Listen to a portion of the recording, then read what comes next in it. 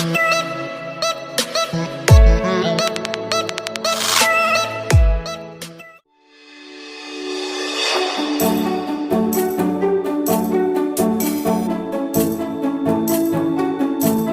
use, natural resources, and energy.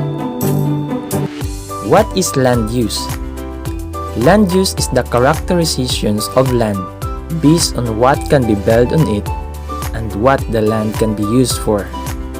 It's determining what sort of community, environment, or settlement can be used on a specific land type.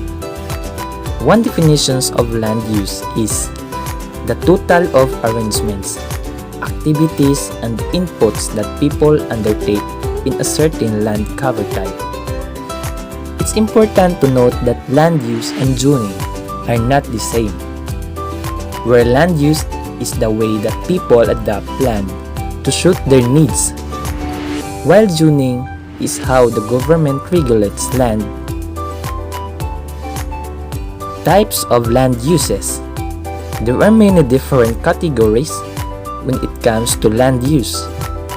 The 5 most common uses are recreational, transport, agricultural, residential, and commercial. Understanding the specifics of each one can help when planning on investing in property. First is the recreational. When a property's land use is defined as recreational, it means it is meant to be used for the enjoyment of people who use it. This could be anything from parks and open spaces to athletic fields, playgrounds, and swimming pools.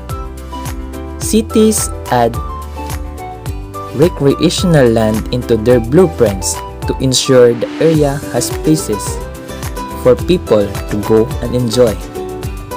These aren't essential for the development of community, but help to attract both permanent residents and visitors. Then the transport. Transport land is designed for the structures that help people get from one destination to the other. Transport land includes like roads, airports, rail station, and substations. Agricultural. Agricultural land is used for the growing and harvesting of crops and livestock. These are things like ranches, farms, and pasture. Residential. The purpose of residential land is to build homes.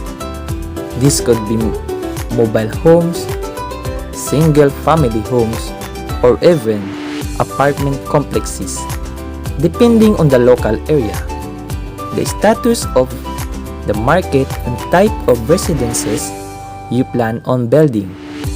You will need to consider other things, such as the accessibility to the property, the proximity to the local amenities, the local school, crime rate, and etc. And the last is the commercial. This type of land is designed for businesses, warehouse, shops, and any other infrastructures relate to commerce. This type land is commonly used for office buildings, restaurants, shops, and other businesses. And while commercial land usually doesn't take up much space, it's critical to the economy of the community. Buying land is an exciting venture. It is full of potential and opportunity and allows the investor to find perfect spot as the backdrop of their dreams.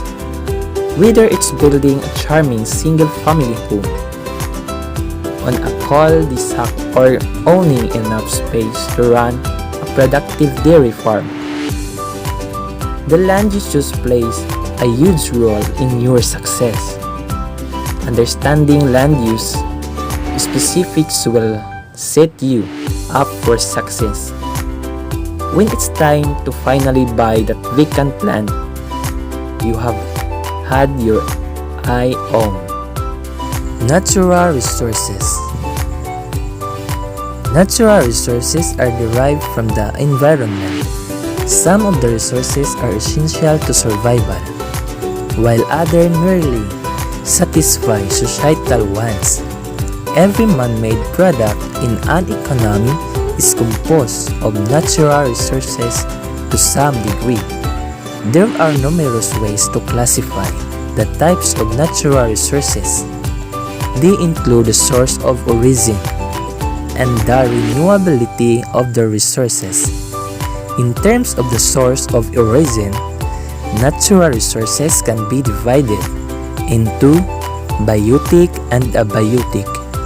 When we say abiotic, these resources come from living and organic material, just as forests and animals, and include the materials that can be obtained them. Biotic natural resources also include fossil fuels such as coal and petroleum, which are formed from organic matter that has decayed. While the abiotic, these resources come from non-living and non-organic material. For example, of these resources include land, fresh water, air, and heavy metal such as gold, iron, copper, silver, and etc. Natural resources are also classified based on their renewability. Renewable natural resources. These are resources that can be replenished.